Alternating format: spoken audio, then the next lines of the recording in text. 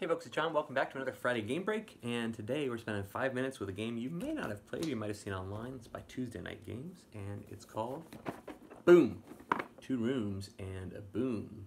A fantastic social strategy deduction game that is nowhere near school appropriate, and it's designed for crowds of 6 to 30, but with some clever repainting and some clever trickery. I think you put this in your classroom and your kids will have a lot of fun with it. It's a social strategy and deduction game, sort of in the vein of if you ever played Werewolf or Mafia, one of those games of do you know that I know that you know kind of games, right? And the way that 2 Rooms and a Boom is designed, which is super, super cool, and I'll read it here in the back, you need to stop your president from being blown up. But who is the president? And more importantly, who is the bomber? I'll just read the instructions here and then we'll get into the nitty-gritty. In this social game of hidden roles and deduction, players are divided into 2 different rooms. If you don't have 2 different rooms, you can use 2 different parts of the same classroom, right? The right side versus the left side. Find your teammates, establish trust, and exchange hostages before time runs out and the bomb explodes. It's a party game that's always a blast. There's more detail to it, but basically it works like this. As the game begins, everyone is given one of these cards, and their card is theirs to keep, or they can reveal to other players as much about their card as they choose to. Well, there's 2 ways to do that. We'll talk about it in a second. So you're going to get a card that looks pretty much like this.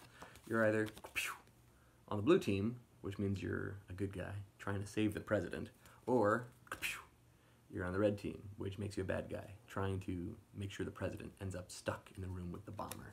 I will point out, again, this is nowhere near a school-appropriate simulation that you should be doing where you're having like suicide bombers and presidents locked up together. Absolutely, absolutely not. But with a quick change of like a coat of paint on it, like you make your own cards, I've used it and I called it 2 teams and a turncoat, where they're trying to use social strategy and deduction, ethos, pathos, logos, methods of persuasion, to learn about Benedict Arnold and to also practice their rhetorical strategies of who's lying to me and who can I trust and how do I know what I know and how do I convince people to believe me, or how do I deceive people to get them to buy what I'm selling. Because as a rhetoric unit goes, the fun of this game is not just in the playing of it, but a chance to debrief it and unpack it together. And what's cool about the game is it only takes 15 minutes to play. There's a series of timed rounds.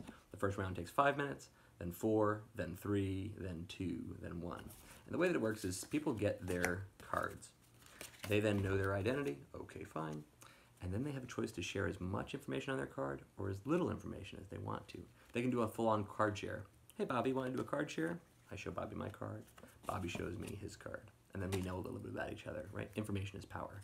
Or if you don't feel comfortable doing a full card share, you can say, hey, Bobby, want a color share? And Bobby says, yeah, let's color share. And then I'll just do this thing where I peek up just the side of the card like that. And if I say, yeah, I got a color share, then he's got a color share back with me. No fair like saying yes and then running away. And so you have a little bit of information. And there's a power to how much information you choose to share and who you choose to connect with.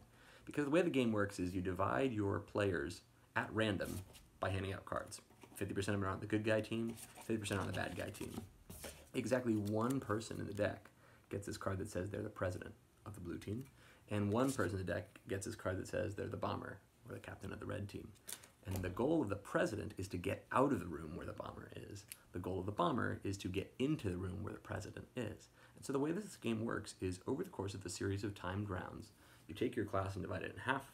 And again, they don't know who's in their half of the room that's randomly assigned by the cards. And they have to kind of do some social strategy and deduction, conversation, card sharing. And at the end of the round, the quote leader of that room picks X number of hostages to exchange from room A to room B. So again, like I said, 2 teams in a turncoat. It felt very Benedict Arnold, very United States, American Revolution, with the British redcoats and then like the American, in the blue.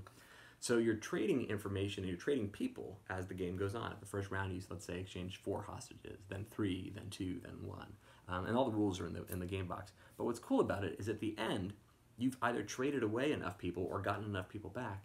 It's like that game of the fox and the hen and the feed are on one side of the river and you have to get people from one side to the next. So you have to kind of do a resource management. Like, do I send over people to stack the deck on the other side, or do I like vote people off the island because I want my side to be like voting the way I need them to in the room? Because at the very, very end, we all decide. If the room is full with president and bomber, secretly revealed at the very, very end, then the entire bad guy team wins.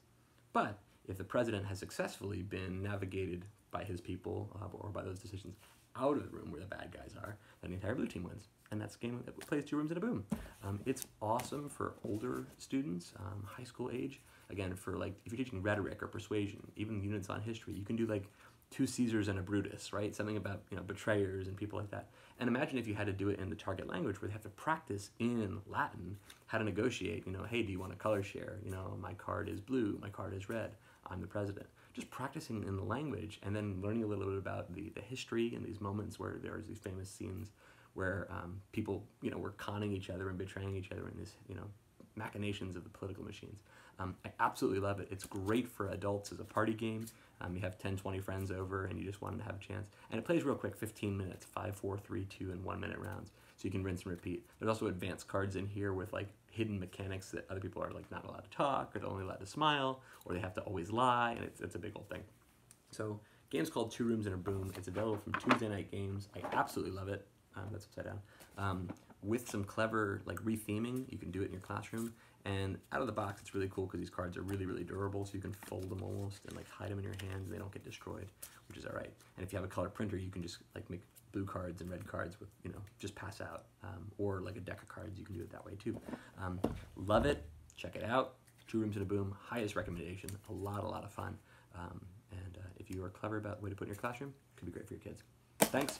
Talk to you next time.